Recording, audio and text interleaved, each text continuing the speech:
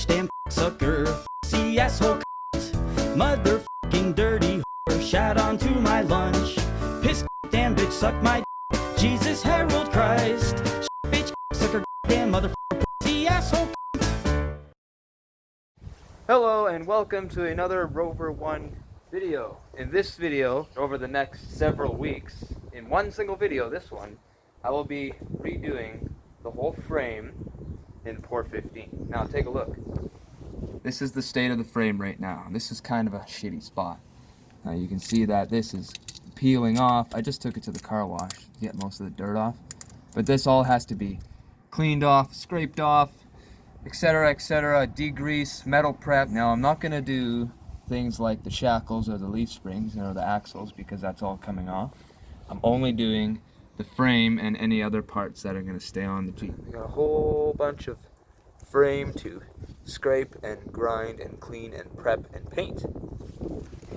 And that is going to take me a long time because all I have is a driveway and myself.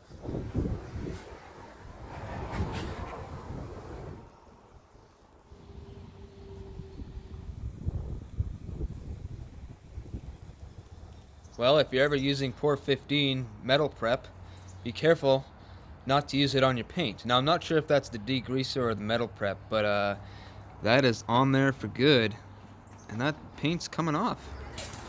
Sometimes I don't. I have a little follow-up book and I write down shit I have. Sometimes I don't. Sometimes like I'll read them like I'm going that's it.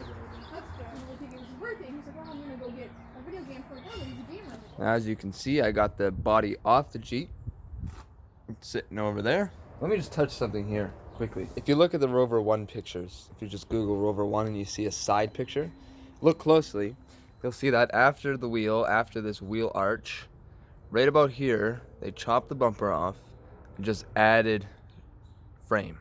Now some people have asked me, well, you got to relocate the fuel tank and this and that when you move the axle back. And yeah, that's easy because delete that bumper, add some frame, you've got all this space to move the fuel tank back.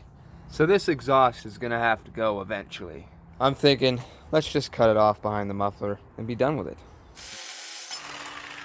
Now I'll just cut it about here or something, create a turn down, and then just tack it on. Since I have a welder, it's nice and easy.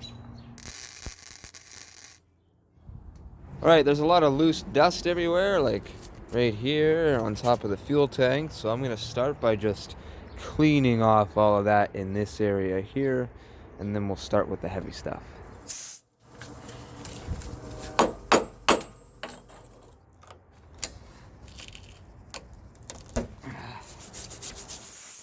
I don't like this at all. It's all shot to shit, so I'm just going to zip it off.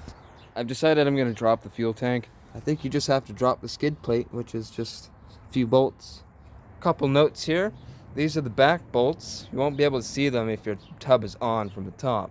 You just crawl underneath. There's at least 3. This one here has, in my case, a fuel filter connected to it. This one here has a wire connected to it. No idea. So if you've got that, just remember that.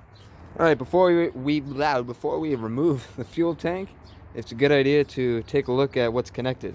In this case, there's a random wire loom that crosses to the other side of the Jeep. Instead of moving all this junk, we're just going to take off these 2 hose clamps, disconnect this from here maybe, disconnect this.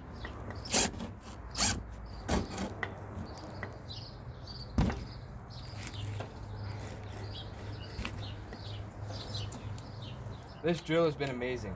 If you have a drill or something that you can stick a socket on, definitely use it. It's a lot faster, safer even, less frustrating than using a ratchet all the time. Alright, I've jammed a 2x4 up under that side to hold this side in while I take it off.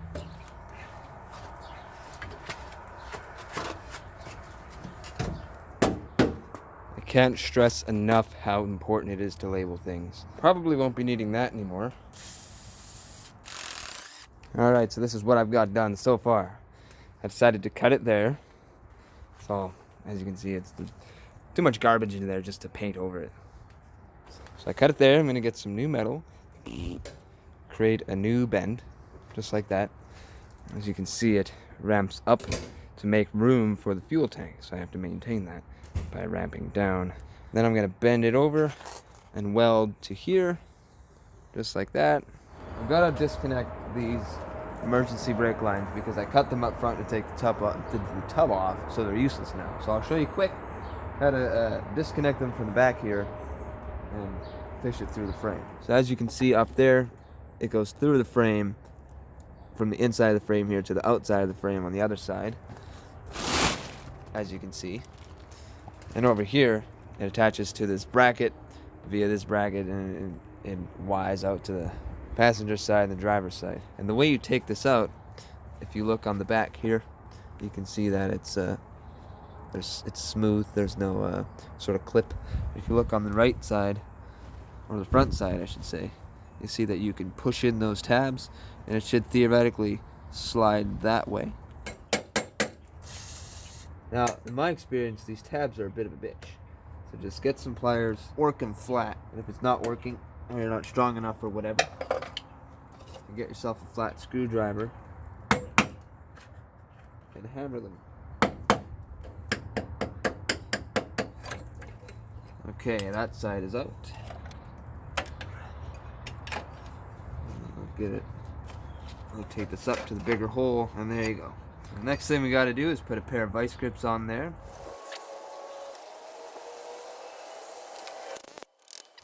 I'll go ahead and spin this one off too. Alright, now all that's left to do is take this piece off here, which will just slide off now, and then do the same thing over here where you've got those clips to push in, and then you slide it through the frame.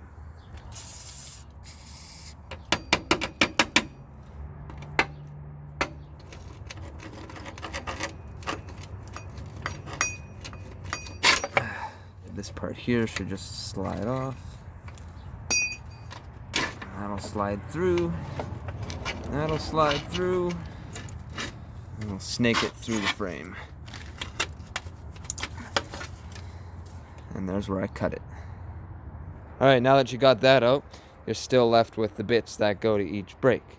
So then we can tackle that next. Alright, so if you look around back, you'll see it goes in near the bottom. And if you wiggle it around, you'll see it wiggling in there. And you can see that clip deal again. Now just look around, see where it connects to. A lever in there. Alright, I've decided to leave mine on. I'm just going to cut them right close in the back because I'm not sure when I'm doing an axle swap, disc brake conversion and everything. And I don't want to be driving this thing around with a big hole there. I'll just explain to you how they come out. Down right where that screwdriver is where that little nub goes on the back side of. There's a little slot right in front of the screwdriver where it simply slides out of. All you have to do is push it out. It's quite that simple. And it's gone. Right now I'm working on the other side, and you can see exactly why I went through all this trouble. Get that nice and clean. Just look at this. Now you can buy a whole new cross member. If you're ever stuck releasing a body mount that's old and decrepit and hideous on your Jeep, make yourself up one of these tools. Basically it's a pry bar, big screwdriver, flat pry bar, and I shoved a 9/16 socket on the end of it. I had to shave it a little bit, but it worked pretty good. Then you get yourself a 3/8 to 1/4 inch adapter, so you can work that on a drill. But before you get it on the drill, get it in there and get it loose. You stick it on your drill, you stick it in that gap, and then you drill away. And then it comes out like that, and you can easily pop it out. Okay, so on the right hand side is the POR-15 degreaser and metal prep, and on the left hand side is absolutely nothing but some water.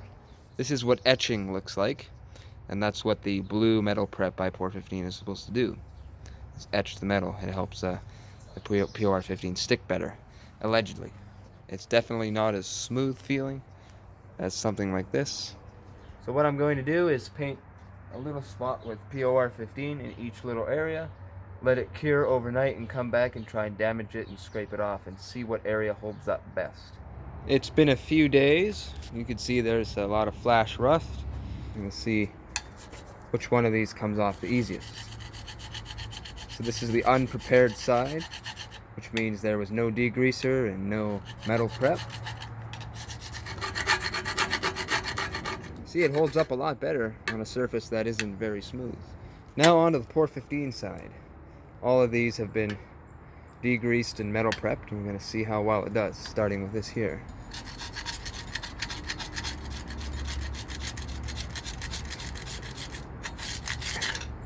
It sticks a little better. I'll try this area.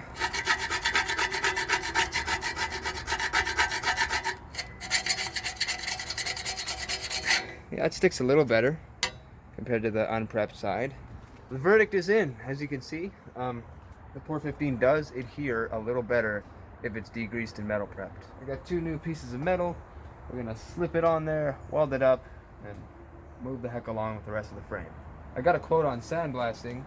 I got a quote for 420 bucks to sandblast the whole damn frame, and I think that's a fairly decent price. It's hard to get in these areas. So I'm cleaning a little bit over here, and lo and behold, there's a big rotted spot right in the back. Same with over there. You can see the dirt on top of the leaf spring. So they're rotted. You can poke a hole right through. You can see right to the other side. Thankfully, it's that back half of the frame, so I can easily fix or replace that. Cut it here and just make a new frame or fix the current frame. I want to point something out. If you've got a crack here, it's probably not terribly strong, and all the weight is sitting right on this leaf spring, which connects right behind it. All right, so that is 1/8 inch by 1.5 inch flat steel. I cut them at 12-inch lengths, chamfered the edges, and they're gonna go something along the lines of that.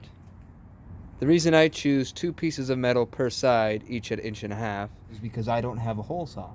All I gotta do is cut in here, join them together, grind them up smooth, make sure they're just a tad bit larger than this hole, and everything should fit nicely. You make little slits with this disc, grind it down with this disc, and if that's not enough, you can get a Dremel in there and shine it up.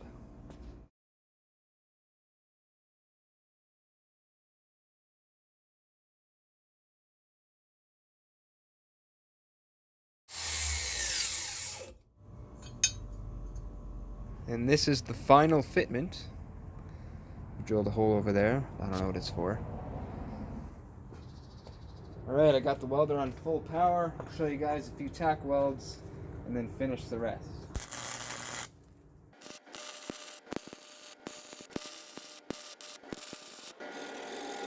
Alright, one side is done here. It's all ready for paint now. I degreased it and metal prepped it, wiped it with this rag, and it came out pretty clean. I just finished drying it off with an air hose.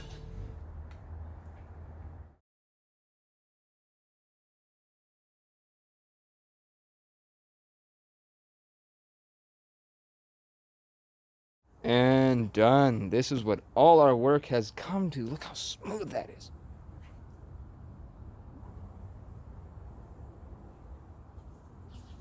Let's talk about this frame for a second. On both sides, there's disgusting holes in it. Very bad holes. And so I didn't bother prepping any of this stuff for paint. I'm not going to paint it. It's garbage. I'm going to see if I can find a YJ frame at a junkyard that's good. And then just cut it right in front of that hole about here, which is right behind those brackets. But the new frame up to it, weld it in place, put some plates on it so it's nice and strong, and then prep and paint that. Really need to clean that. Upon further inspection, I realized this body mount here is absolutely not usable. I don't know if you can see that, but it's so thin. And if you take a look, that's 1/8 inch steel. What I could do is get another plate of 1/8 inch or something, weld it over top, put a hole in it, and problem solved. But the issue with that is now this body mount is 1/8 of an inch higher, and that does make a difference. Let's just have a quick look over here. Yeah, same thing on this side. It's over here, you can see it's much thicker, but if you look just here, it's gonna scale off. Boop, just like that. If you take a look inside the passenger side rear shock tower, You can see all that scaling in there. And if you take a closer look and you follow the line of the frame, right, you can see that this piece of frame looks skinnier. It's because it is. It's been scaling off, probably because water and dirt and salt, because I live in Canada, has been pooling in here and just rusting that away. These kind of things are really hard to check when you have the body on the Jeep. I got myself a sandblaster, the original Sandy Jet. Would you look at that? This is at around 100 psi. So now I just have to find a compressor that works. Atlas Copco 185 industry standard. Sandblasting didn't turn out. That rental machine is what I like to call a, hey, let's make a fuck ton of moisture machine. This gray dusty area is the only area that really actually got a good sandblasting. And thank you for all your help, Dad. Yes. Time to take a break, a long one, and then think about what's gonna happen next. And now, everybody scream like fucking retards for your host. Stop! Oh, my M4 somewhere. Someone take my M4. Who took my M4? Fuck! Shut up! Who gives a fuck about your stupid fucking M4? God damn it! Fuck! Here's what we're gonna do. Here's what we're gonna do. You know what, Austin? I don't fucking like your attitude. Yeah, what are you gonna do about it? Alright, cool, you're getting knifed.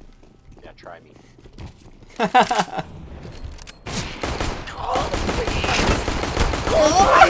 Oh, I would feel like this one, Cole. This is my new bind. I just thought of it yesterday. If you remember my friend Ryland, right? This is my friend Ryland. He's gonna help me out. You may have seen him in some of my videos, cosplay, here and there, some of the Ford 8.8 removal videos. Anyway, I'm good friends with his parents too. They are awesome people. I have such a high respect for them. Talk about that later. But they have this old canopy in the back here, this gazebo thing. And I asked if I could pay them for it, if I could give them something for it. And they go, no, just take it. Get it out of here. I'm like, what? Really? What? You don't want nothing for it? And they go, nope, just take it out of here. We even have the cover for it. All I have to do is take it apart and bring it to my house. So that is amazing. Something like that. So it'll help with the rain, etc., etc. So we have a gazebo up here, and underneath it there's this $50 light from Costco. I got a 12x9 tarp. Turns out it fits pretty well, perfect. I had to get a 2x4 under there, thanks to my dad, roll it up. Man, isn't that cool? Oh man, you know what? I swore to myself that I wasn't going to be a sticker guy, but stickers just make the damn thing so much more cool. There's some spray paint, and that is an awfully blue wall.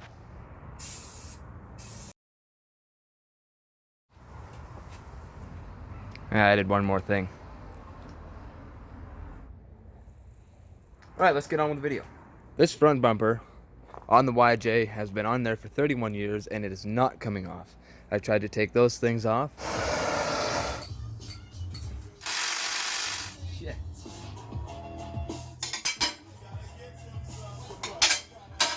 It's hammer time. Alright, step 90. Hey, can you pass me the tape measure? These bolts are stuck in here, and I think I need to use these holes for the new bumper, the Smitty built. And so that's just a lost cause. Plus, on the other side here, driver's side, it's cracked up in here. So what I'm gonna do is take off the steering box, cut this thing somewhere in here, and replace from here up. Same goes for the other side, replace from about here up, and have a good solid frame to work with. Once I cut these off on the back and the front, I'll clean the inside of the frame with this cool homemade device that I'm gonna make. And then we'll rinse the inside of the frame and coat it with either internal frame coating or Cosmoline or something so that it doesn't rust on the inside of the frame. So what we're doing right now is dropping the skid plate. So in order to drop the skid plate on a YJ, there's some bolts along here. You can see one of them in there. They came out really, really, really easy. There's a couple down there. So once you're done removing all of those, you have to somehow support the transmission because the skid plate is a cross member. So I got a jack under there, you can see it. And once we drop the skid plate, the transmission should in theory, stay in place, hopefully, so I can sandblast right in there. But what's going to happen now is my friend Ryland is going to undo the bolts.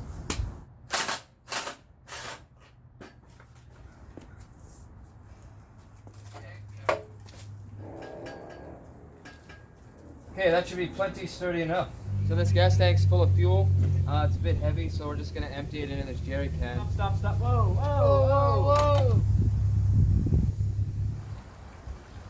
Dude, you had a full fucking tank. What were you I thinking? know. I'm gonna tear apart my car. Let's just fill it up. Oh god, it's over full now. Okay.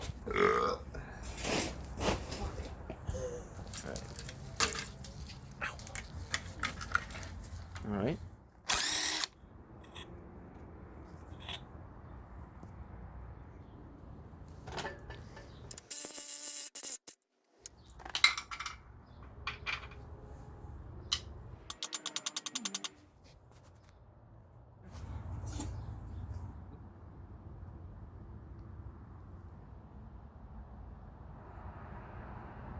You flying to Toronto tonight? You doing a TEDx in Toronto for overnight and fucking flying back the next day, you scumbag? Flying back to beat my wife. Solid. All right.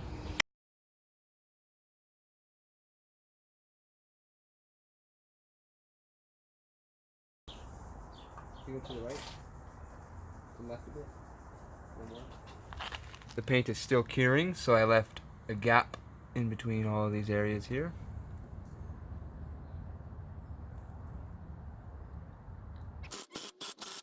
Alright, so if you're an idiot like me and you jacked up the vehicle and realized you didn't break loose the nuts before the tire came off the ground and you can't lock it or whatever, what you can do is get it on here, go down and up again. And just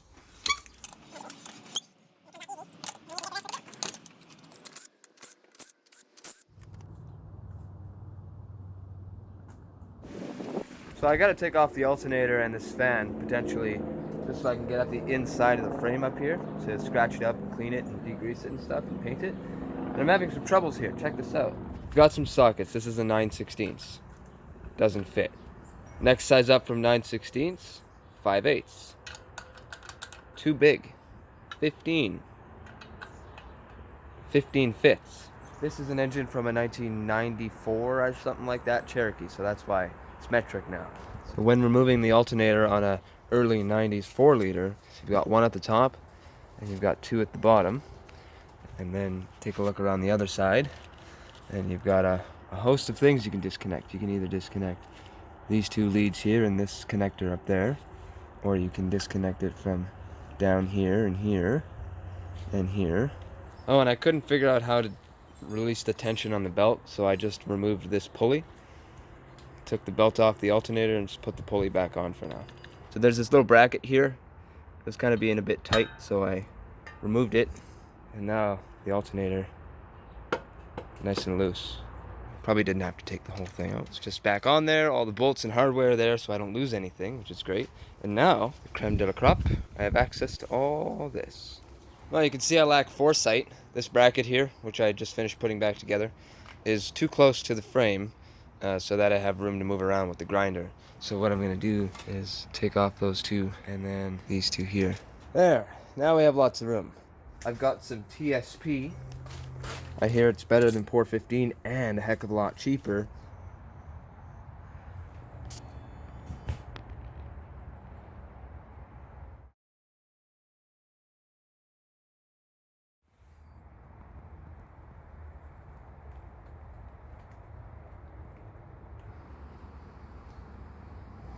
Alright, this thing is finally, many hours and weeks later, ready to degrease and paint.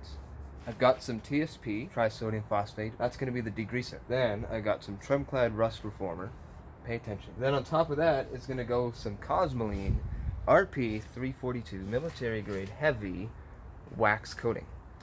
Now I reached out to Cosmoline, they likely going to help me out with that, which is pretty cool. I'm just going to spray it on liberally, take one of these pads. Oh yeah, look at that. Oh my god, it's coming so much cleaner.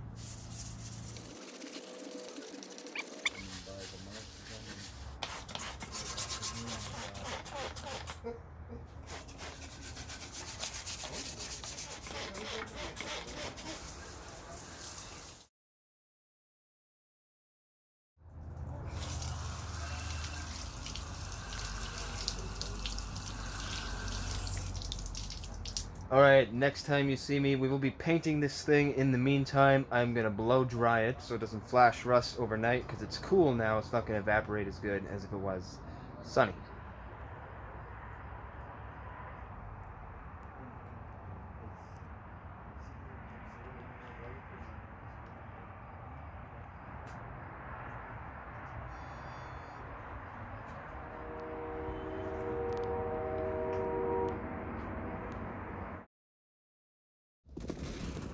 Can somebody watch behind?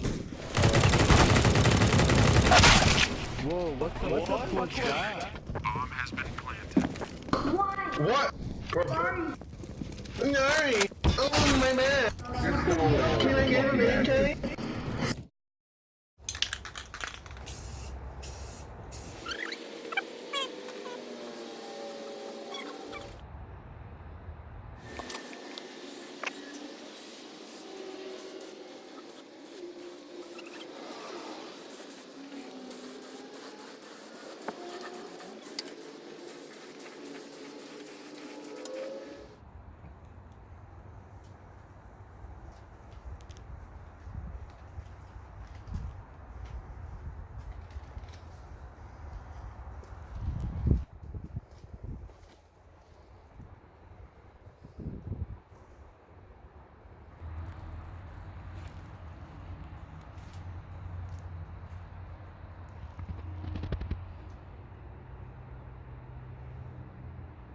For those of you searching around on forums and stuff like that, we only used what? 1, 2, 3.5.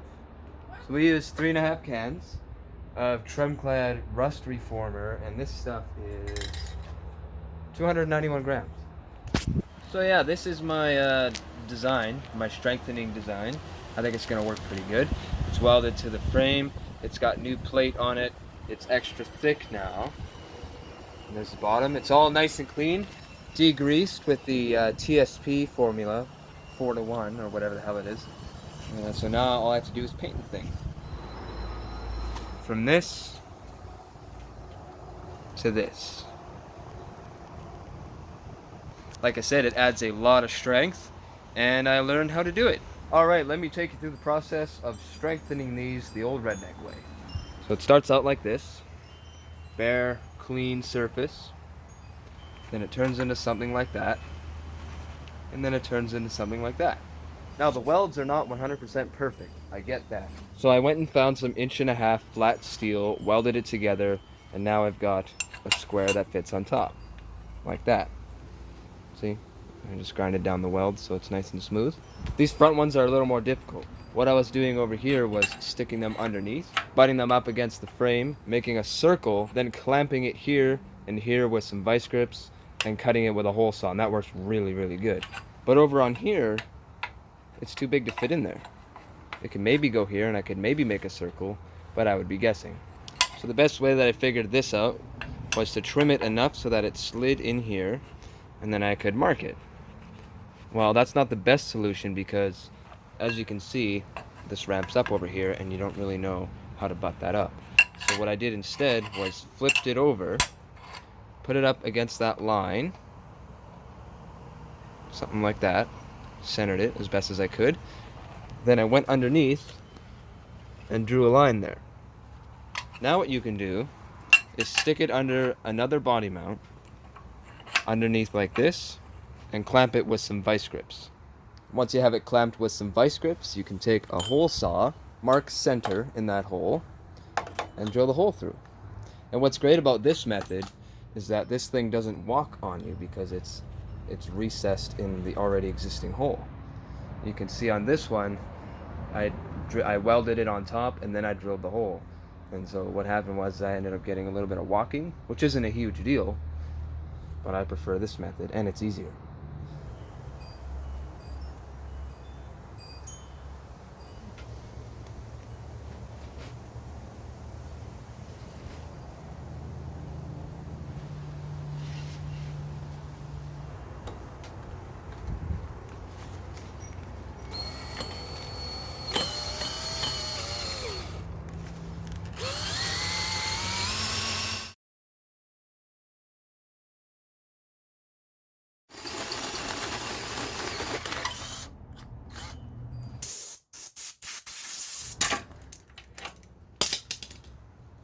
And there you go. Now what I'm gonna do is just take a file and file down the burrs, because I'm a neat freak.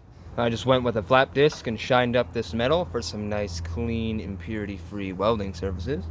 Then, after filing this down, it fits basically perfect, which is awesome. Now just to weld it in place.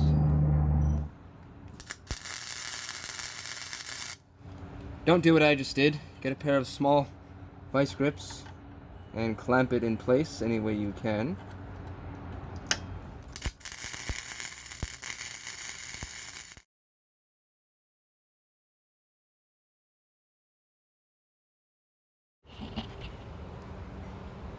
Alright, I'm going to finish the rest of this up and get back to you. A little bit of grinding, everything is nice and smooth, ready to go. And that's the final product right there.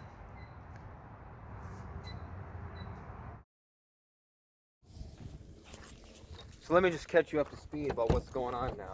Remember how I said how we're going to splice the frame together in all the corners where they're rotted? And we're going to go to Brent's garage to do all that stuff? Well, it turns out Brent's garage didn't have the frame pieces I needed. He's only got front, which sucks. So now I found a guy who lives an hour and a half to 2 hours away from my city, and he's got a frame for me. This frame is in much better shape than mine. Like, these back corners still exist. Here's the front. If you remember on mine, it was all very, very thin and there's holes everywhere here. So I'm glad to see that this is in really excellent shape. The holes up top here are here. There's no bolts in them or anything. They're in really good shape. Just need some cleaning. Let's go check back here. Usually it's shitty. And you can see all it's beginning to rust on the inside. There are no drain holes. Guess what came in the mail? Fuck all that stuff. This is Cosmoline. I've got a fitting knife to open it.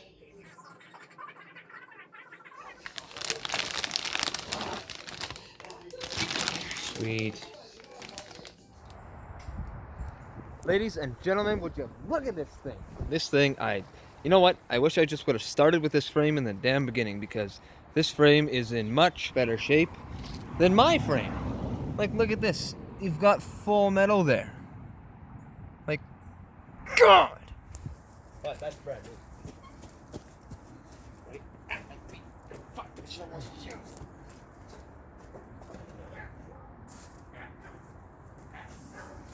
Alright, so that is what it looks like now. Both of the axles are drooping. Not hitting the ground, just drooping. Same with this. Now all I have to do is unbolt the shackle, put some 2x4s underneath so it doesn't fall too far, and then we're good. Then the rest of it is undoing that steering box, track bar, and a couple other things in the front. In the back, literally all it is the shackle. Okay, so there are a few ways to go about this.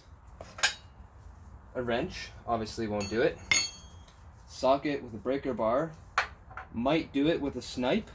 Chances of snapping it are increased doing it this way. Or method 3, try and shock it loose with an impact. Now that's what I'm going to do. This is the nut side, so it's not too bad. It should come out no problem. Once the nut is off, we can release the pressure and then try and knock that out.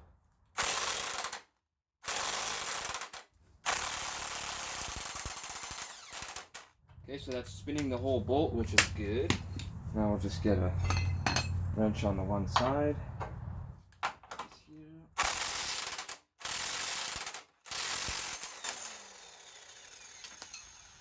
Yeah, the other side came off no problem. These aren't even tight. I could tap it through already.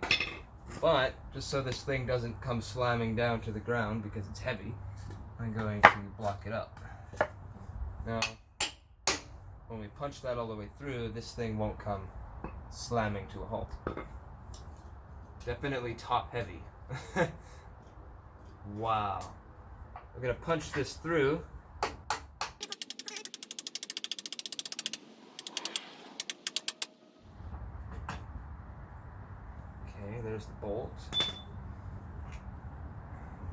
lunch.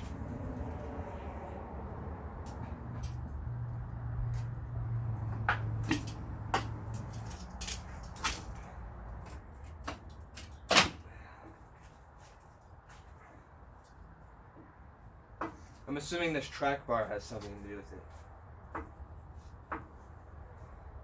Because these are just hanging now. See that brake line? This needs to be longer. And it's not even touching the wood. So I'm assuming that track bar has something to do with it. Which, by the way, if you remember, I broke it. Here's the bolt for the track bar. Goes over there. Turns out the only way that you can remove these, by the way, is by undoing it on that end, lifting it up, and sliding it out. Because you can't lift it up on this end because this is in the way, and you can't push it down because that is in the way. I think I'm going to bend down that bracket. Lots of slack now. So what do we have to do up here to make this possible? There's a sway bar down here we have to disconnect. Then the entire steering box assembly has to come out. Track bar's connected down there. There's a track bar on the existing frame on the new frame I got. So I think I'll just undo it from there and scrap this one altogether.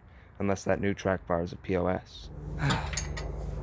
Jeep really needs to figure out their wrenches. So mostly everything on this is Imperial, right?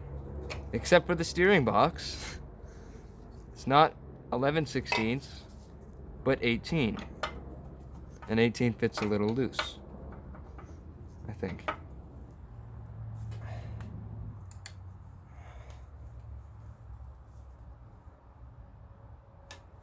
I think all we have to do is take out the steering box, all the bolts, and of course these ones, and then drop the thing and just let it sit on the ground.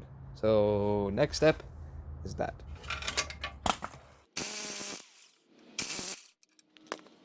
Okay, now that this is out, we should be able to simply drop the box down. There, and these bottom ones ought to do it. There is what we have to work with. Gross, absolute, atrocious mess up in there. So I managed to clean this up a heck of a lot using a combination of an air hammer, Dremel, drill, so now I've just got to clean that up a little bit more, degrease it and then paint it, because that is the inside surface. And as you saw over here, it just gets full of shit, sand, snow, salt, and it will rust the heck out of everything.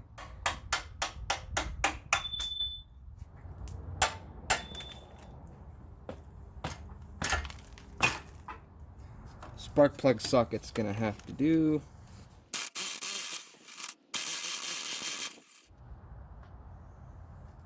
Okay, now all I have to do is pry this off without destroying my own finger. Oh God, let's see.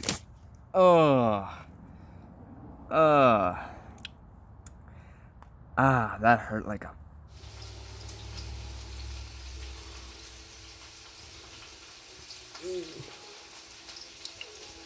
Ouch. Jesus H. Christ. I'm gonna need stitches.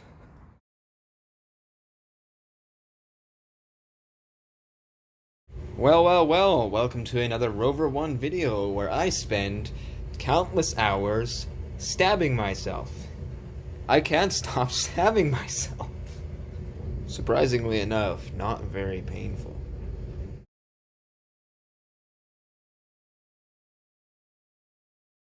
Well, no use quitting now. No pain, no gain, right? All I have to do is pry that loose safely. Jesus.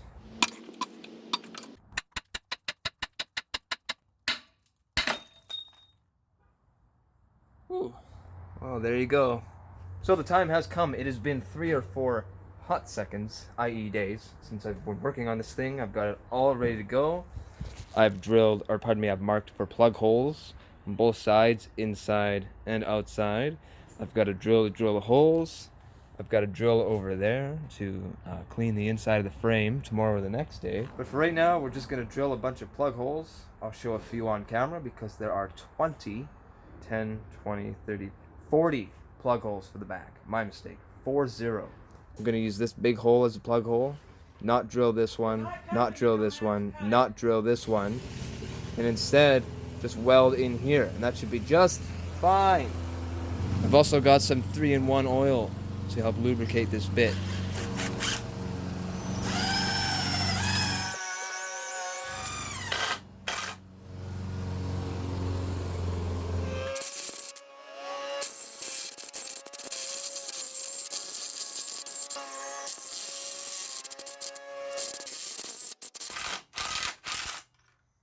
Those will be my plug holes for the outside. The new fish plating is going to come up to this line, and then it gets welded here. Obviously you get welded in the plug holes, welded along this seam, and welded in the about 7 plug holes here.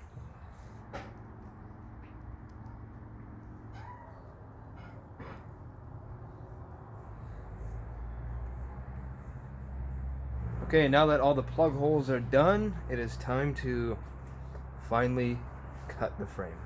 I'm going to cut this side, then the opposite side, then the bottom, and then finally the top where it will fall down.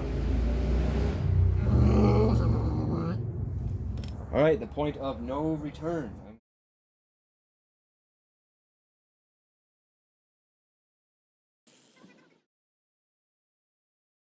For those of you who don't understand, I'm making a groove here, so that way when I go up and down, the blade can stay in the groove and I can continue to make a straight line.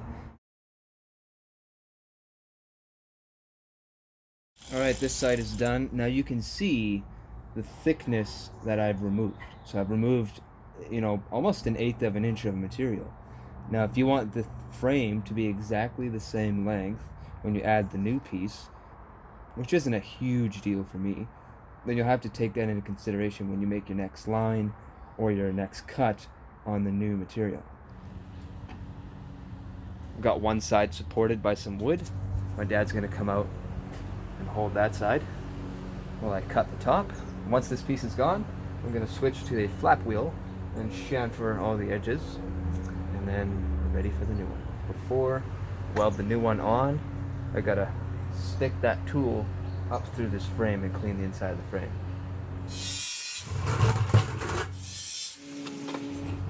Here we go. So these are plug holes? Yep. Once I put the fish plating in, which is just going to be the other frame chunks, a 1-foot chunk that's going to go here on the inside, you just weld in these holes. Let's turn the flashlight on and see what it's like inside there. You can see all the plug holes I drilled. Pretty gruesome in there. Alright, so at this point it's pretty much ready to weld. I cleaned up everything, although I'm not going to be ready to weld for the next few days. It might flash rust on me, but I went and cleaned all of these little holes up so there's no rust and no impurities in there. This one here still needs a little bit of attention. You can see up in the top right. Alright, look at this janky ass setup I got going on over here. Driver's side, I couldn't figure out how to do it, so I did both. I went this way and I went this way on the back side, and I think that's going to give me the best result. Over on this side, it's just basic, just like that, and just like that. I'm going to use that existing hole, just make it bigger, and then this hole right beside it. And so I'm going to drill these out now. It'll be dark by the time I'm finished, so I will see you tomorrow.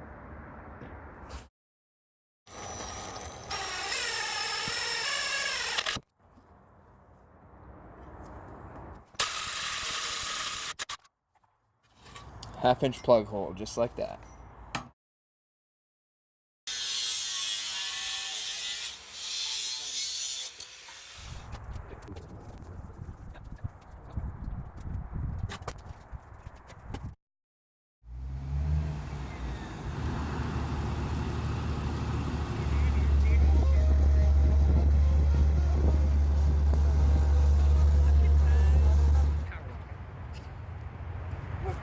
We broke down! Son of a... Pushing the Jeep home stopped working. Oh my god. I don't know why. You know, just for the hell of it, let's try. We're gonna give it a shot. Oh, it's working. Look how fast you're going. I was doing a lot of hard turns and it stopped working. We're gonna have to push this up. fall. All the way up there. No! Looking pretty good.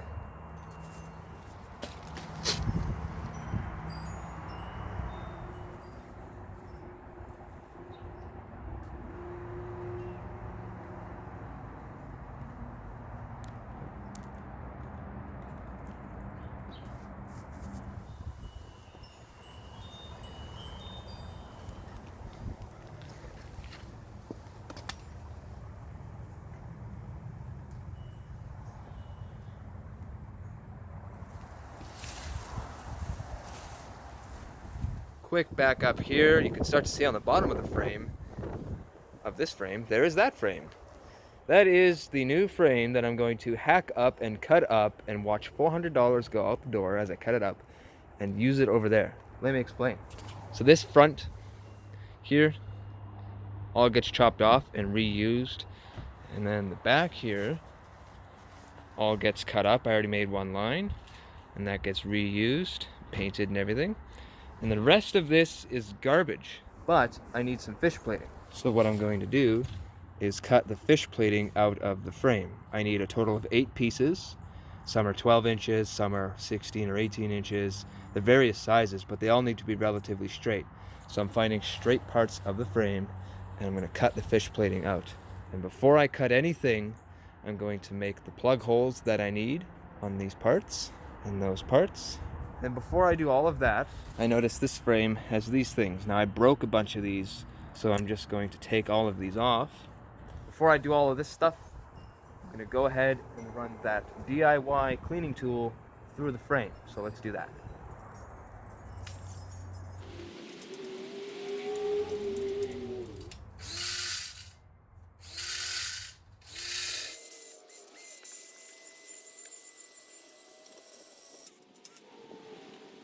Not too bad so far. I see that it won't go any longer than the skid plate for some reason, but I made a mistake. So I ended up catching on the other end and ended up tearing off this. So all I have to do now is cut back the PVC, cut this, and restart. I'm gonna go ahead and finish this up and I'll hit back you up, whatever, and yeah, let's just continue. So let's blow it out now with this big thing and see how much dirt we lock loose. Yep.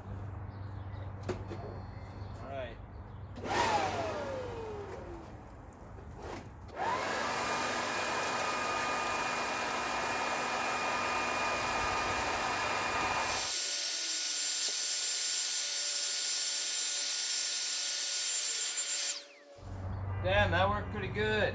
Let's try this side.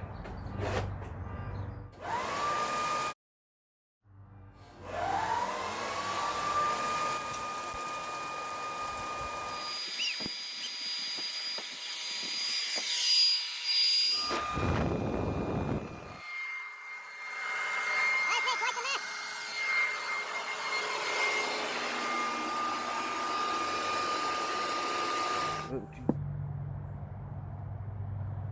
There was so much dirt here, especially under the drain holes that I drilled. Just a whole pile of dirt.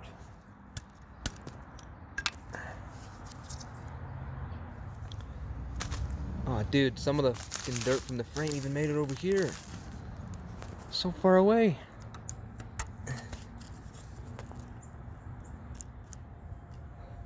Yeah. Jesus.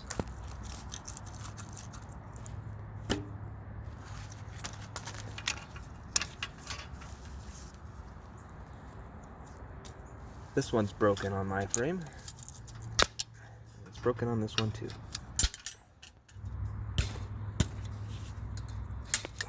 Damn.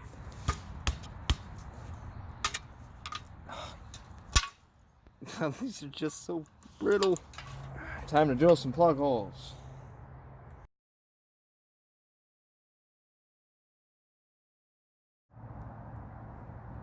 I need to edit this so that it looks like what it looks like through these glasses.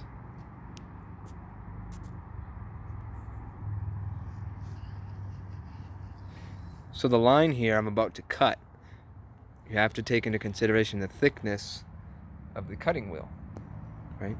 It's a little thick. So what I did was, on the other frame, I put the line on the very end of this big hole here. So on this frame, I put the line just a little bit up to account for the thickness of the blade. Not that it matters a whole heck of a lot on this leaf spring, you know, kind of thing, but just in case you make errors and you have to end up grinding down a bunch or whatever, you'll end up being this much short, you know. So just be careful, get it right the first time, and account for the thickness of the blade. The second point of no return.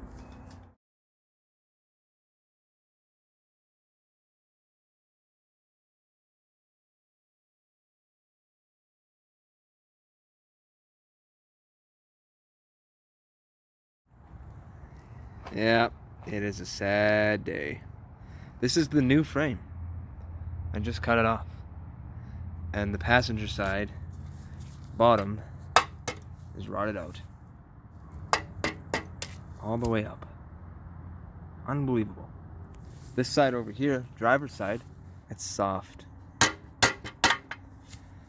So, before I weld this on, I'm gonna have to cut all the way here, both sides, and replace this, and cut all the way here and replace this. Fuck. I'll show you exactly why the frames on YJs and TJs rot out. Okay, this is the back, right? It goes on the back of that frame, and they're very common to rot out right there, right on the bottom. And let me show you why. All of that dirt just collects there because Jeep never made drain holes, and this is the result. The dirt and salt and all kinds of stuff just sits in there for years and years, and 20 to 30 years later the thing rots out. It just rots away from the inside. Let's go check out the other side.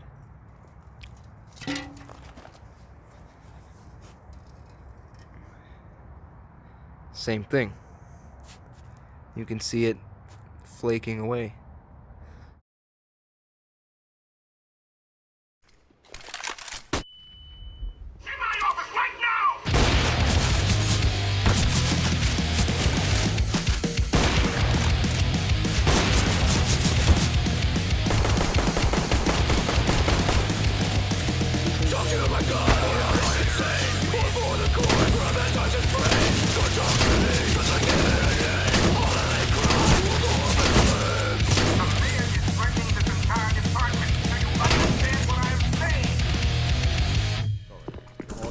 Your own spot. Don't talking, please. English 101.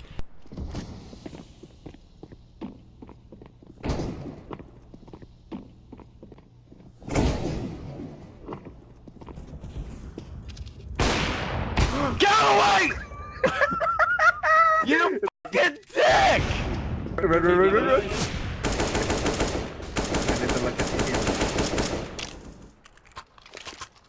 What's my op? Me, please, me. Oh my god. You love me. You love me. No.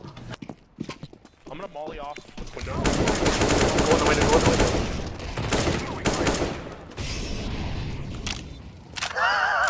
Back to the fire. My children!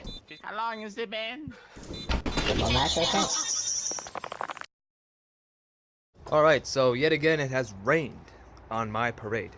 So I've got to do a few things. I got to take that frame to the car wash and wash out the junk because it's packed full of shit. And then I'm going to bring it back and put it in the shed. So one of the things I have to deal with right now is that. This is a problem with this gazebo thing. For some reason, water really likes to collect right in there. And it is a massive weight weighing down on the frame of this thing. As you can see, it's wreaking havoc on the frame of this gazebo. I'm surprised it hasn't collapsed. And we're just going to push it up, get it out of there.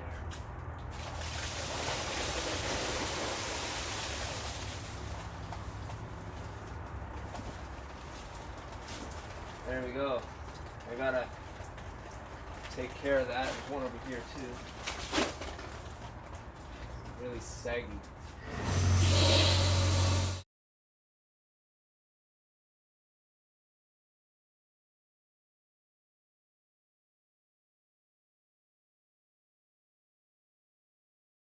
Okay, after all that, you can see we made a larger hole there. No big deal. Let's have a look on the inside. Yeah, much cleaner. Other side here. Alright, so I've made some lines. I've got my safety glasses and my headphones on. Let's get to cutting.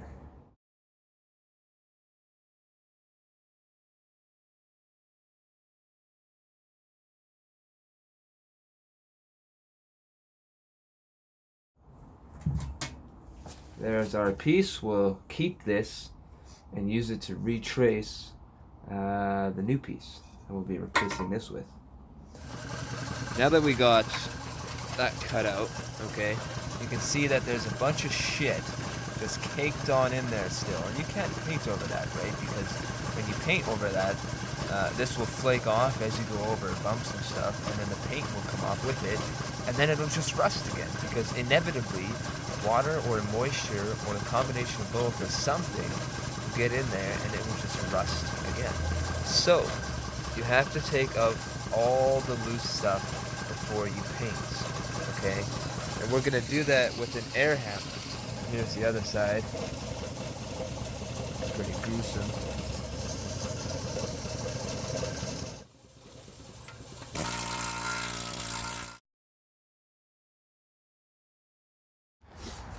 Alright, here is the inside now. It is in much worse shape than I thought, especially those body mount areas. It's all flaked away inside there. Here. Where there was once this rotten piece is now this non-rotten piece. This is the top side of that other frame that I have, and I coincidentally there was a hole there. So I purposely included that hole here, and I'm going to make it slightly larger after this is all welded up to act as a drain hole. Right now, currently, we are very slightly too large. When I chamfer these edges, it'll probably take it down just exactly where I want it. Another cool thing about having a new frame to, hack up and stuff is that you can select which area you want to cut off the frame. And what worked for me really good is that area that I cut off the frame already had a bend in it. And that bend happened to be exactly the same as this bend, almost exactly the same.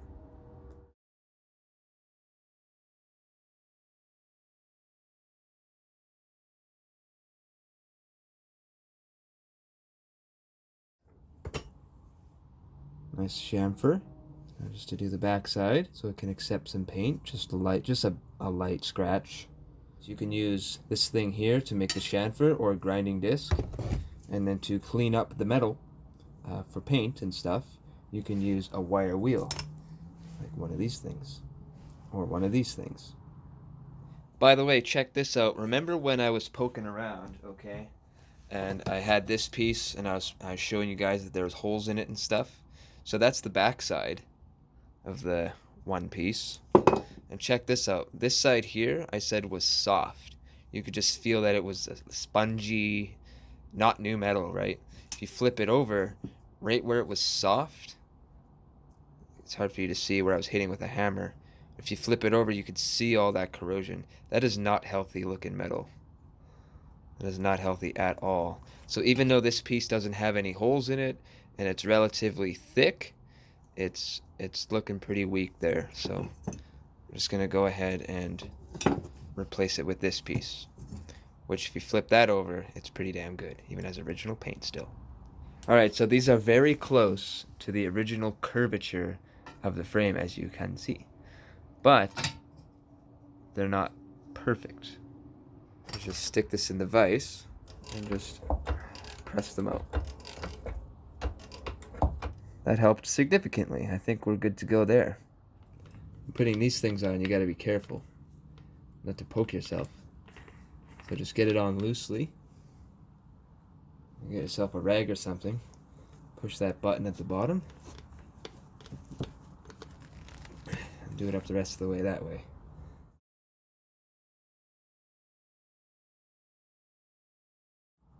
Alright, I think that ought to do it. This side's pretty clean, shouldn't have any porosity in the welds, hopefully. Just clean up the other side of the frame. And then the back side of this is clean enough that paint will adhere to it and this stuff won't flake off.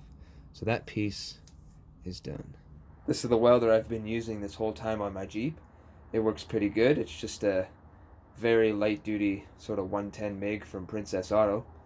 I hear it will do up to 3/16, maybe on 2 passes.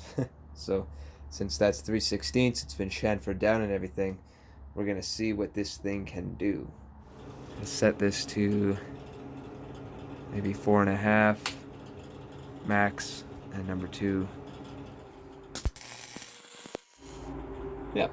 So when we go to actually weld 3/16 frame on my Jeep, which is going to be a little thicker than this, we'll have to either apply a torch first or do a couple passes. Remember, when you're welding, things get hot. For this kind of work, those big welding gloves just are too bulky. So I've got some of these and they work pretty good.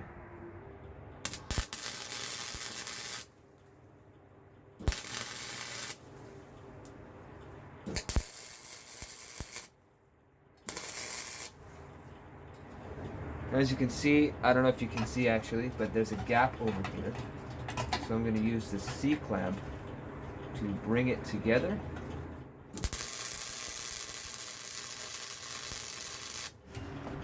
Okay, so that's what we're working with here. I've got some tacks on there, but I'm going to fill this all in with some bead and go in various spots, apply the heat in different areas. In fact, I'm going to tack that side on first, and I'll just swap between sides as I'm welding. That way I don't have a whole whack of heat here.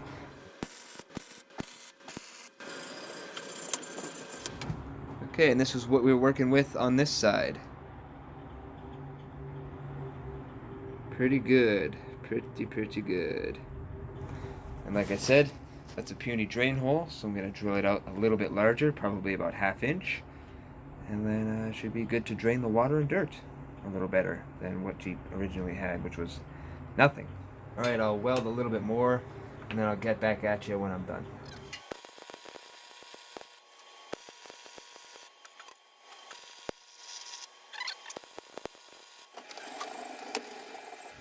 Alright, I finished welding.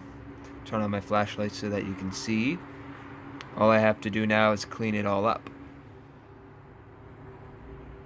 It's a lot of spatter. Ground everything down. There are a few bubbles here and there, but I'm okay with that.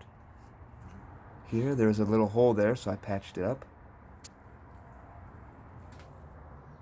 What about this? You got good penetration here?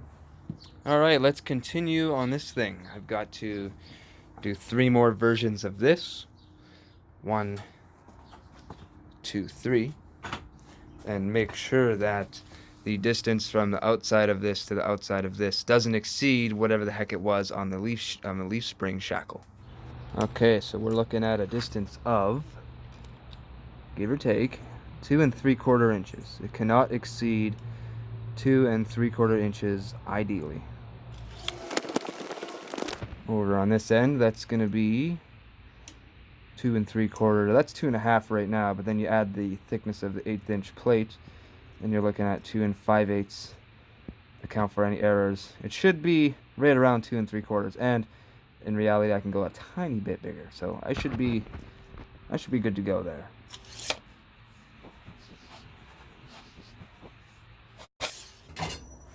So just like the other side, I somehow have to make this 1/8 inch 3/4 or whatever bend fit in here. This thing is going to overlap here just a little bit, and then I'm not going to worry about this hole. And then come here, bend it just a little bit past here to meet with that one. There's also, I don't know if you can see on this video here, but there's some pinholes in and around the bottom of these sleeves where the shackle mounts. And obviously that's bad news bears. If there's a pinhole, that means it's very thin metal in and around here, which means it's not very strong. So what I'm going to do is build that up with some welds, and hopefully it lasts the winter / spring / summer or whatever next year, so that we can actually cut all this garbage out once again and extend the frame with some new solid frame and put in some new solid sleeves for some new solid leaves. I just came up with a wicked idea because I'm an expert fabricator. Instead of cutting this all off here and excommunicating all this shit, instead I'm just going to make a slit somewhere along here like that, and that way this will slide in there and I can weld along the bottom of this and on the top of this, and it'll just be all around a slightly better joint, and I can weld on the underside of this and on the top side of this. Alright, so this is what we're looking like. Slides in there just like that. I cut it to length just so it's easier to work with. So once that's in there, we'll tack weld it here, hammer this down, tack weld it. Of course, before we do all that, we have to make this bend. So I think it's going to be right about here. Looking like that so far, not too bad. I'm just going to clean it up now with this wire wheel combination. Alright, I can't get down in there with this wire wheel, so I'm just going to bust out a Dremel and clean up under here so I can weld nicely. This will also serve as a good tool to really expose these pinholes, because I can really get in there nice and fine. The only pinhole I can see is right there, and this almost covers it. So what I'm going to do is weld this on, hit it in place so it's nice and tight up and down there because it kind of goes in a little bit, and then weld over that hole.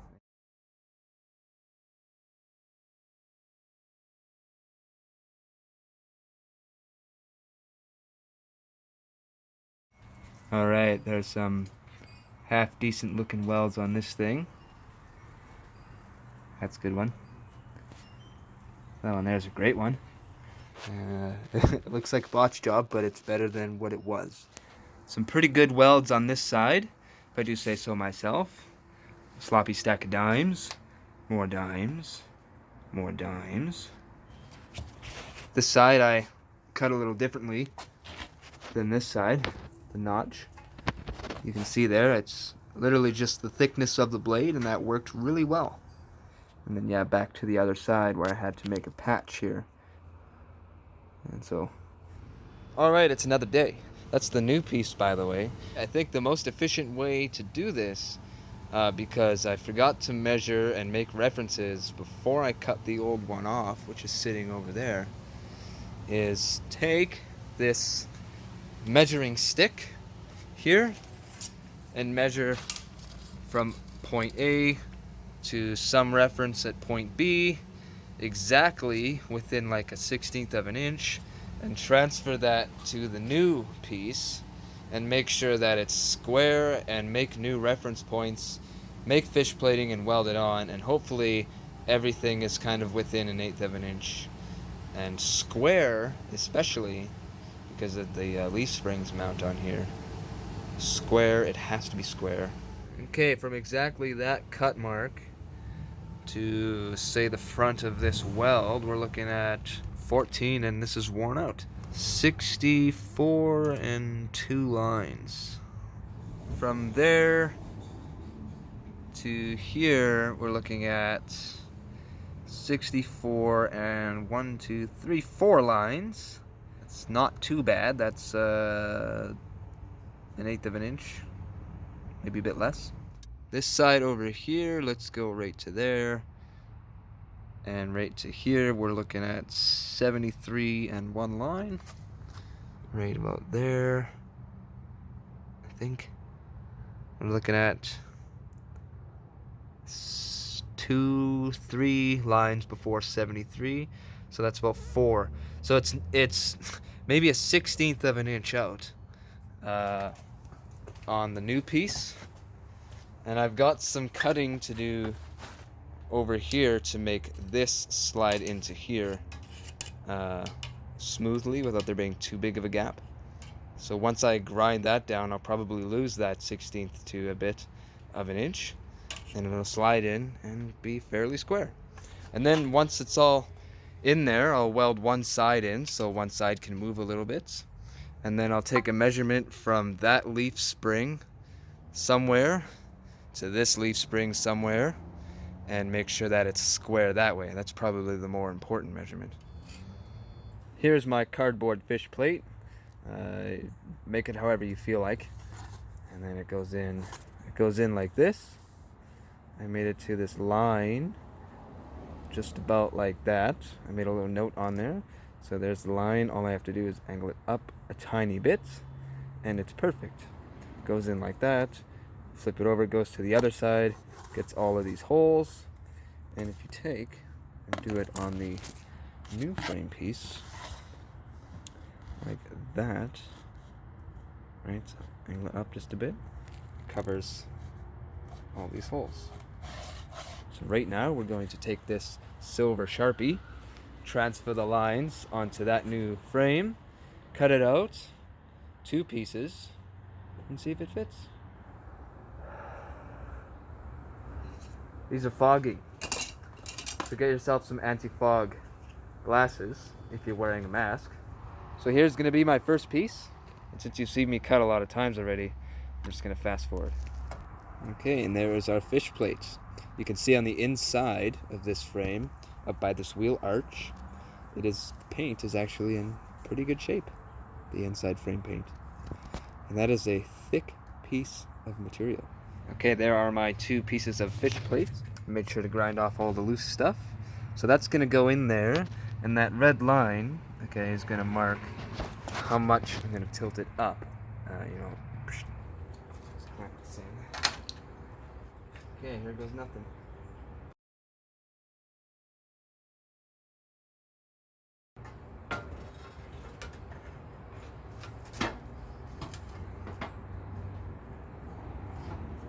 Yeah, okay.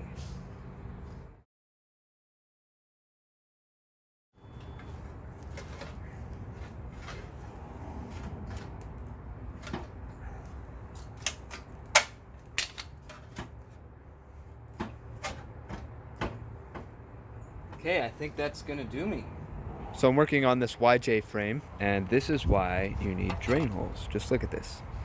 Right around the center section, where one of the skid plate fasteners are, it's just full of dirt. Now you can imagine water and salt and all kinds of different kinds of dirt sitting in here for 20 plus years and then rotting your frame out. So this is why you need drain holes. People usually put them right there and right there, but Jeep never did. So this is what you get. Alright, so this is where I'm at. You can see the fish plating on the passenger side and here on the driver's side. I'm just in the process of sliding the bumper in, the front bumper, this front piece here, in and getting it square. I'm measuring from that shackle to that shackle way over there that you can't see really good. And I'm trying to get it exact. Right now I'm within 1/8 of an inch, and I think that's probably okay. I can just pull out that side a little bit. Next step is to slide that all in and make sure that it's not cockeyed one way or the other, each corner. It's a pretty solid piece of material there. You got that really thick, round cross member there, and I don't think it's really going to be twisted too much, but I'm going to check anyway. I'm going to do that by eye and with a transit.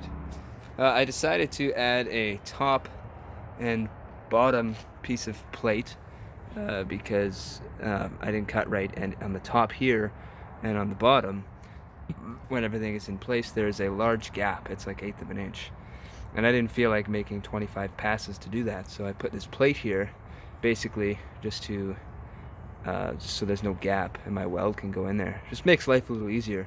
And there we go. Now there's not such a huge gap. So measure 75 times, cut once, guys. Make sure to cut on the correct side of the line that you make, because it does make a difference, as you can see. So what I'm doing right now is squaring this up for the final time.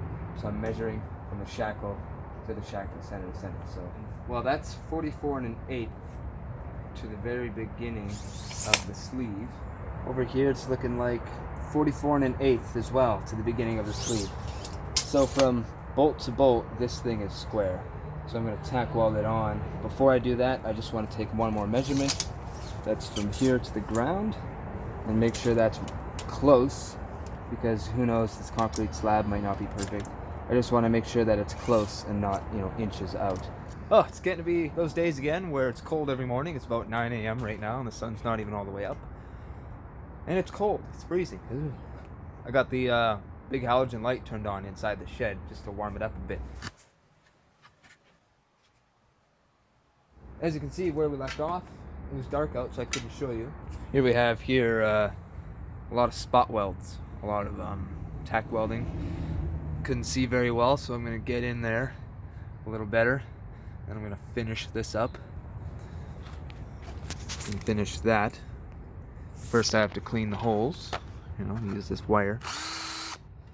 And you can see how big the gap is because I didn't measure properly. Up here was pretty much fine. I didn't even have to put in that piece of fish plate, if you will.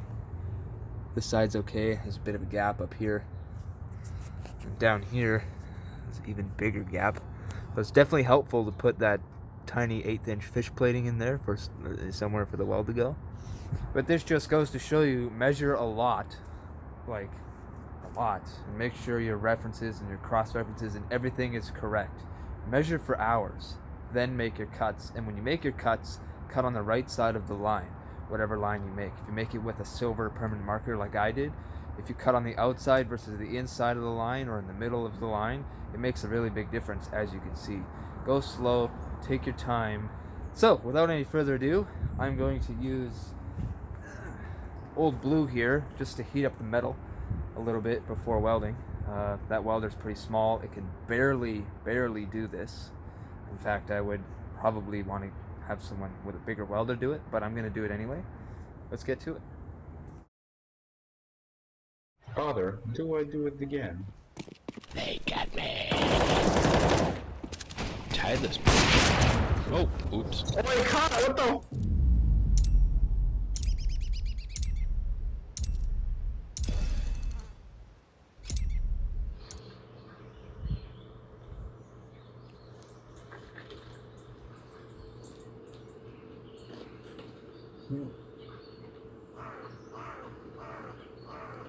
Alright, so I finished cutting the last of the fish plating for the rear end of the frame parts.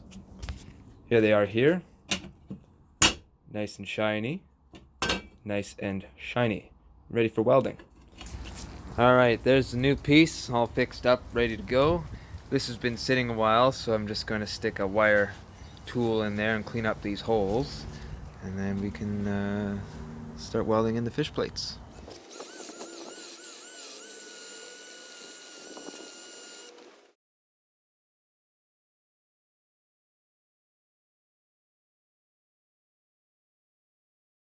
How to change wire 101. Take that off, push this whole other wire.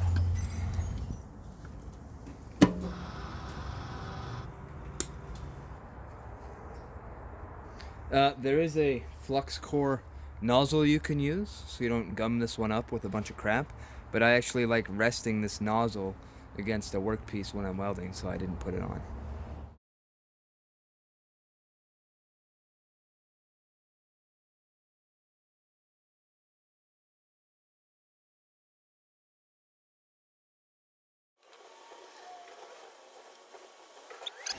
Alright, here I am, sliding it on for the final time onto the side internal fish plates, and I put one on the top as well. Just basically slides in like that. Have a look here. Not a bad fitment. Not terrible. Not terrible. Pretty good. Pretty good. Not bad, and pretty good.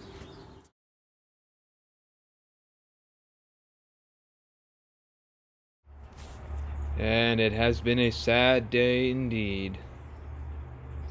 Snow has fallen. Yes, it is +2 out right now, between 1 and 2 degrees, which is cold AF. That is 2 degrees short of freezing temperature, so I got gloves on, jacket on. I have less than a month before actual snowfall, and this thing is still all torn apart and I haven't even touched the body, so wow.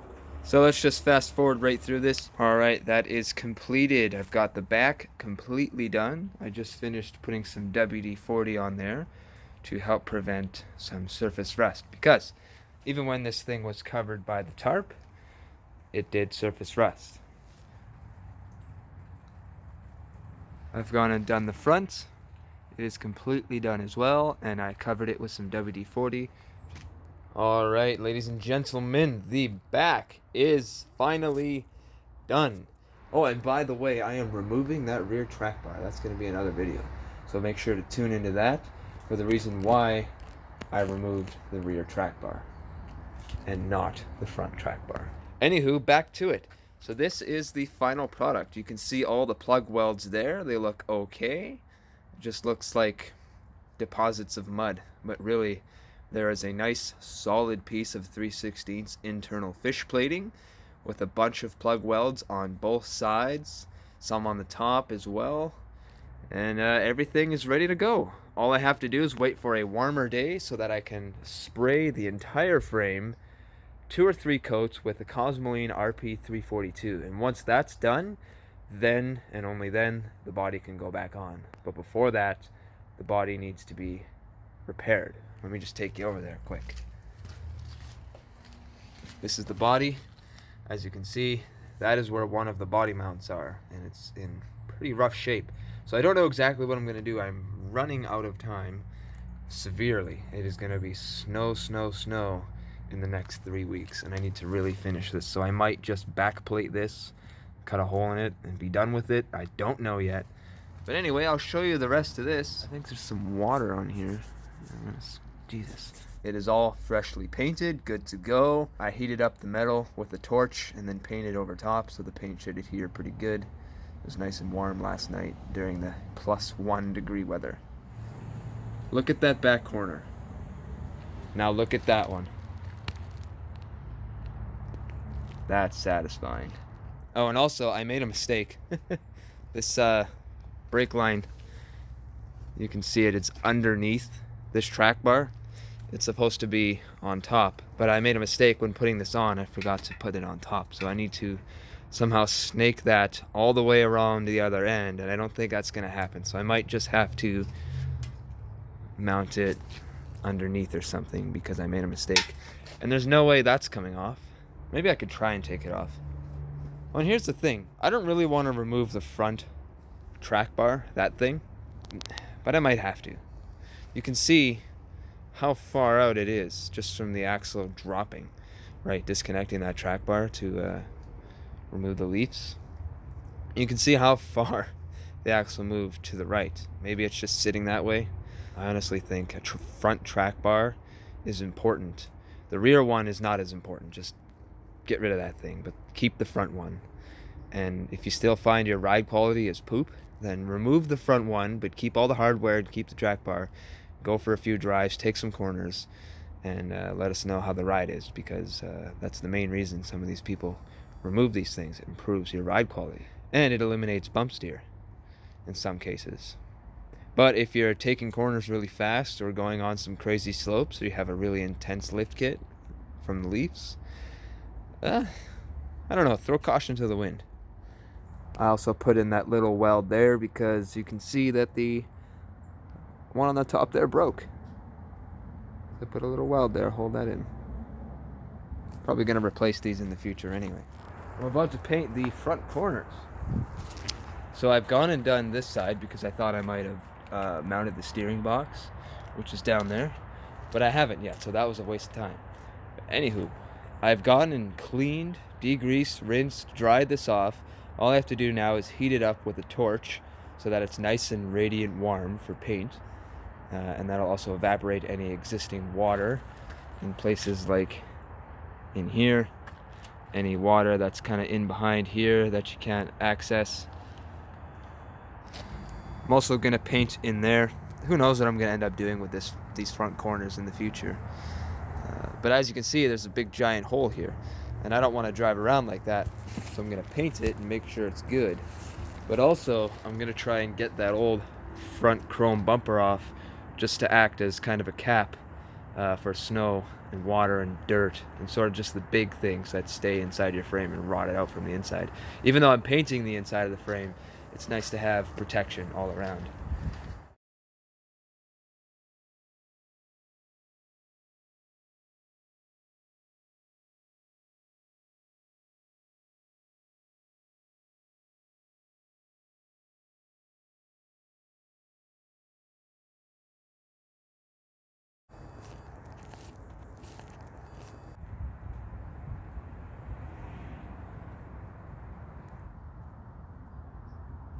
All in all, not too bad, especially when you compare it to what it used to be. Check this out, just for reference. Here's what it used to be. Okay, just absolute junk. And here's the back, right? Absolutely mangled. I plan to remove these hoops and reuse them, just because I like the way they look and everything, so why not? Anywho, that's that. 9 weeks of work, finally completed painting and repairing the entire outside of a Jeep YJ frame. Can't believe it. Can't believe I'm actually done now. Alright, so we're putting the leaves back. I got my dad to help me. One of the things I noticed is that the bushings are slightly wider on this corner than they were on the other ones. So what I did was loosened this down here to give us some wiggle room. Now we're going to jack it in place and put the bolt in. That's the bolt, Dad. If you don't have a torque wrench, just count the threads on the bolt before you loosen it off. Down a little bit. Okay. Can you tap that? In my case, there's 6 threads showing. So we'll tighten this up until there are 6 threads, and theoretically we should have the same torque.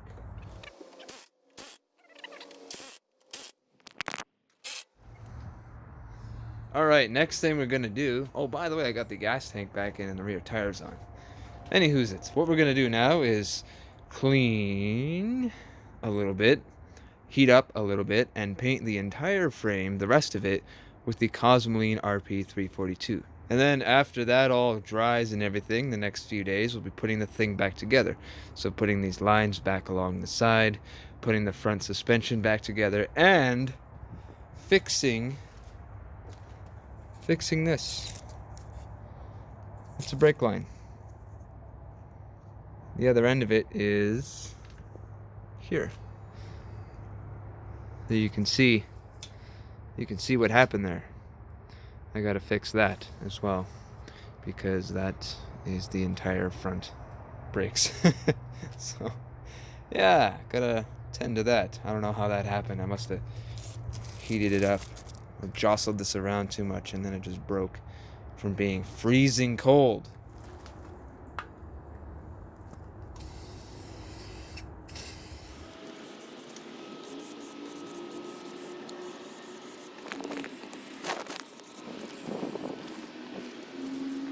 Thanks to that new frame over there, I was able to swap out the brake line. It was the one that connects over here. And now it is a solid line that comes into there. I stripped that a little bit, but that's no big deal because I'll be replacing the entire thing in the future. But it needs to work right now, obviously. Which it does. I painted the entire frame with the Cosmoline. It looks something like that. The stuff does have a slight amber hue, even on black paint. I put a lot of the frame back together. The entire front suspension is back together. Now get this, have a look at this. Do you see anything wrong with this picture? Not terribly much, but look at this. The distance from the outside of that shackle on the frame to the outside of that shackle on the frame is exactly ½ an inch longer than the old frame piece that came off of here. So this entire frame piece from this YJ frame, for some reason, is a little bit like ½ inch difference on the shackle mounts for some reason. So you can see the leaf springs there are sort of like this, and like this, if you can understand. But everything is bolted up. For some odd reason, the bottom bolts on the steering box are too short. They don't seem to grab enough thread, so I have to get some longer ones. Alright, I figured out the problem with this starter here. The old hardware is up here. It's this stuff here. I forget what size it is. But anyway, it fit in the old frame piece, which is up there. I picked up new bolts because for some reason I thought those old ones were too short here. But it turns out, here's the hole. If you see, that is the nut on the other side, on the inside of the frame. And whatever size this is, doesn't go in there quite as good. It just kind of goes in and out. So I have to go get one size bigger and experiment. Since I live in England now, apparently, I think it'd be a good time to clean out this service cart. So I'm just going to clean this up right quick, and I'll get right back to you. When I started this project, you can see in my videos, I started with a brand new one of these brushes. It's the exact same Lincoln Electric, welding, whatever. It's just a wire brush. But look at it. It looks like it's 20 years old. And I've only been working on this since May, so a few months. Just throw it away. No. Oh my god. Yeah, they're all clean now. Good to go. And ooh, check this out. That is 16 gauge plates. I am going to make a access plate to the gas tank. Okay. The reason I want to make an access plate to the fuel tank, and I'll explain more about this later.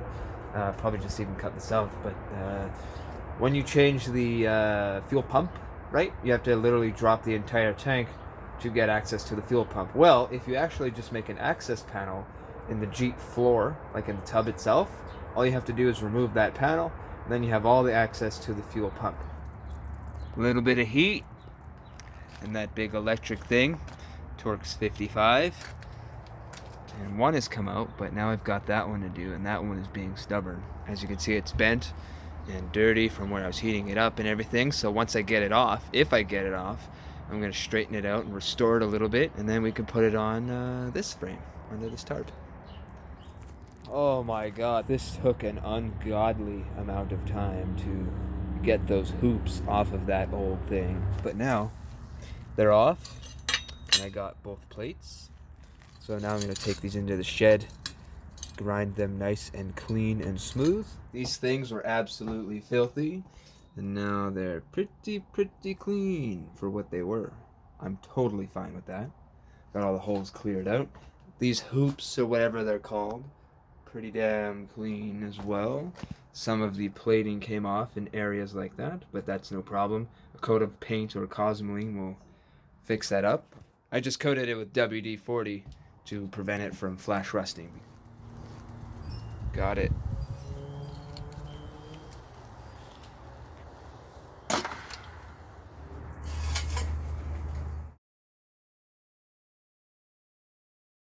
And then bolt it onto the front bumper. But to do that, I'll need to figure out what bolts these are. And I threw one in the garbage. I gotta go find it. Oh, I found it. This is a 1/2 inch coarse thread. Here are the holes here.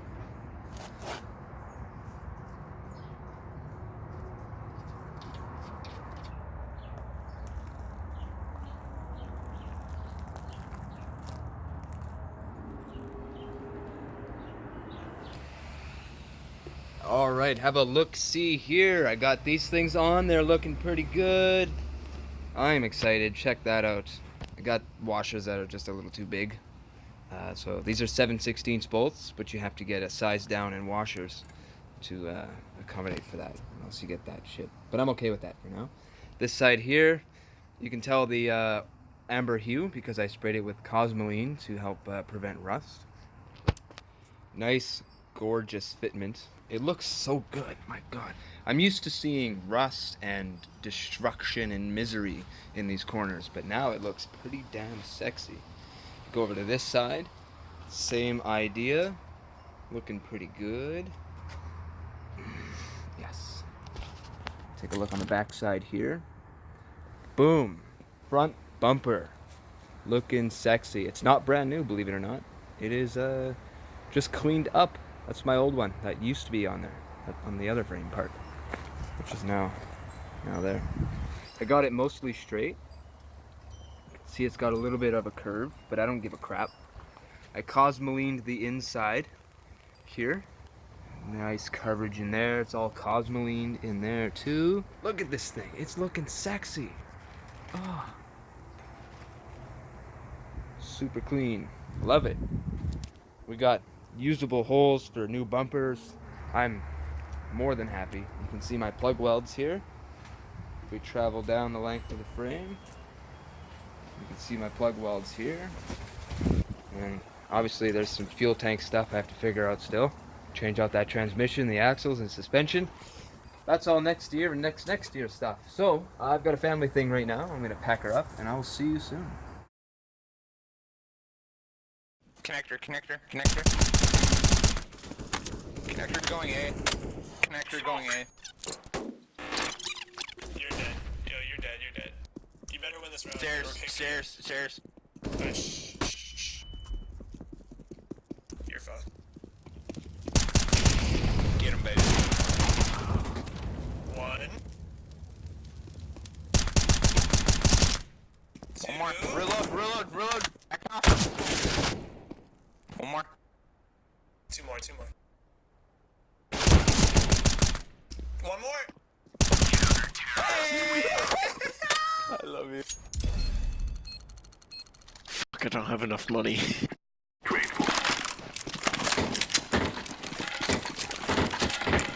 Just want more kills.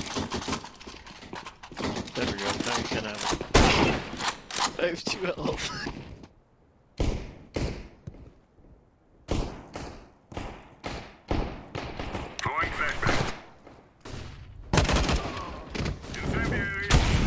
Bomb down mid, or cat, my bad. Counter-terrorists win.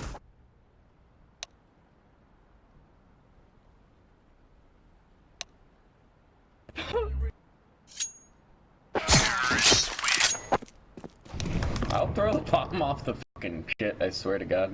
Fire in the hole! Alright, hey, we gotta take turns, boys. Off you go. 1, 2, 3. You ready, boys? One Molotov's gonna come down. I got him! Yo, one shotgun. Would you look at that? Oh my lord. Stop rust from the inside out.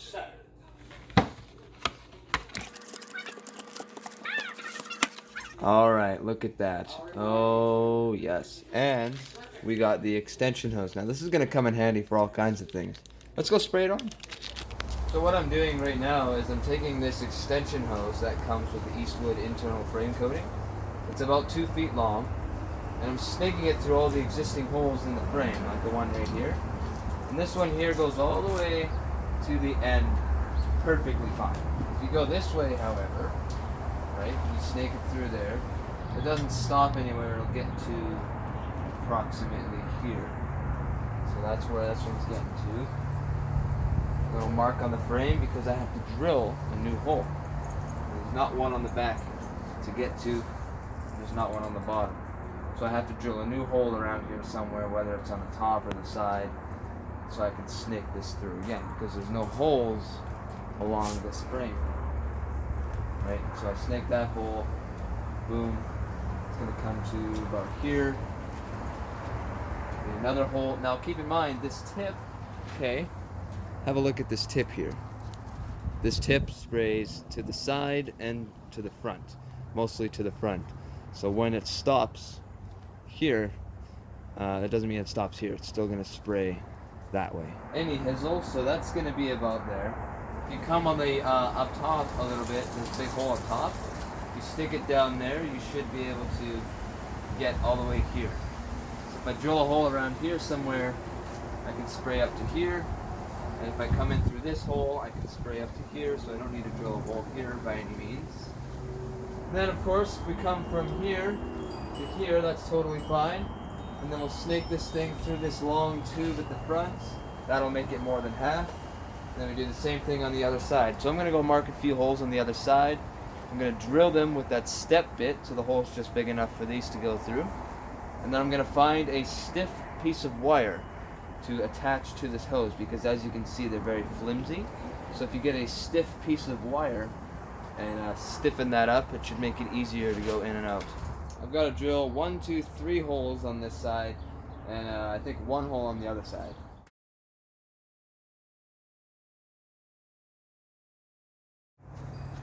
Alright, just like that. That's a 3/4 inch hole.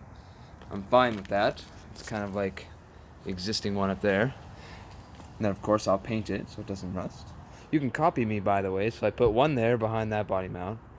One's gonna go right behind that body mount, and one's right behind that body mount. Then on the other side, there's already a big hole there, so that helps. And the only one I have to drill is right there, behind that body mount, and right around here.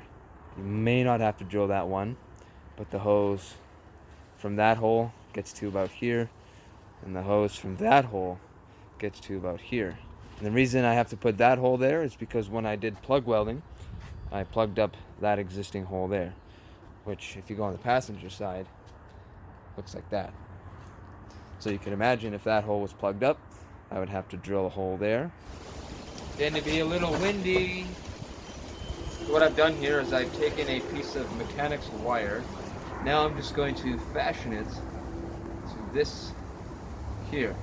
Okay, so I've got some tape.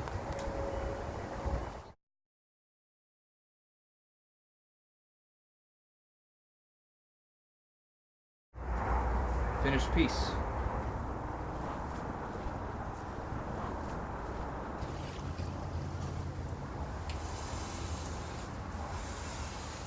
Alright, so you have to depress the trigger for a little bit before it gets a mist.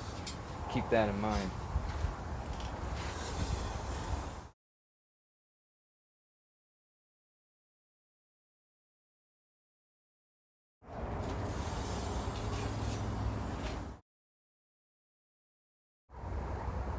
Once this is all dry, I'm just going to paint over this with black and then Cosmoline. The reason I chose green is because I wanted to see where I was painting. Alright, I think you can say that is a success. We have paint drippage on all corners. Now this thing doesn't have a super duper fine mist. It's kind of a jet. So just keep that in mind. Go back and forth, change your angle, spin the thing around if you can, and then you'll get the best results. So I'm putting these tow hooks on, right? And by the way, what the hell is that? It's not straight. Any hizzle, these bolts, without any lines on them, without any grade 5 or grade 8 or any lines whatsoever, this is from Home Depot in Canada, garbage. It's sheared, done, twisted off. Now the rest of this is stuck up in there. So there's ones up top here, right? And these are just temporary. These are grade 5. They have the 3 markings on them. I have no idea what these are.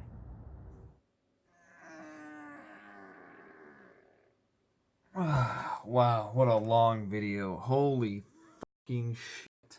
That's so long. Any hizzle, thank you so very much for watching to the end of this video. I lost a whole bunch of footage. I have no idea where it went. There was really cool stuff that had to do with the painting of the frame. Now, when I was painting it, I taped off, holes that I didn't want paint shooting out of. So when I removed the tape, some of them were saturated with paint, and some of them had no paint whatsoever, and some had just a little bit of paint, and I made a little clip on that. And what I was saying was, you got to be careful when spraying out of the Eastwood stuff. Because like I said, the tip on the Eastwood's paint, on that long extension hose, doesn't give that great of a mist. It more just kind of shoots straight out in a jet form. So you have to get in there and rotate it and go in and out, and rotate it and go in and out, and then change directions and go up and down. You really got to saturate the ever-living hell out of it. So be careful. I can guarantee you that the inside of my Jeep frame is not painted as well as it could be. I might take another shot at it, but I don't really know. I might just do Cosmoline. Thank you for watching. That is going to be the end of this 2-hour video. And oh, by the way, before I go, I've got more videos coming up. I've got a whole in-depth video repairing, cleaning, welding the bottom of the body back together. I have a video on tips when putting the body back. I talk about body mounts and stuff like that. So stay tuned for all that cool stuff. I'm done.